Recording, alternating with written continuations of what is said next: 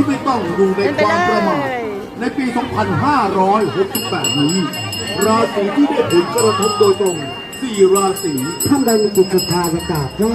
ลงก็ได้ชมแล้วก็ขอเชิญด้านในนะครับ และปีวอก จุดถ่ายรูปขอพรโชคลาภเติมมันตะเกียงเพื่อเป็นสิริมงคลแก่ข้าพเจ้าท่านได้ขอเชิญด้านในทุกคนนะครับห้องน้ำสถานอยู่ด้านในตรงข้าวหรือพระห้องน้ำสถาน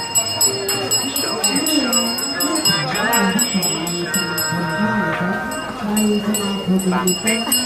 ที่มีการให้บริการให้ท่าน Hello from the Chinese mark. Hello. Hello T. Hello T. Okay, you keep go. I follow you now. Bye bye.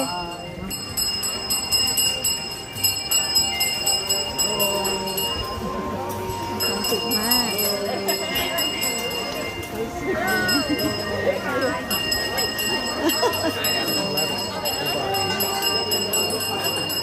Hello from Germany. Hello from Germany.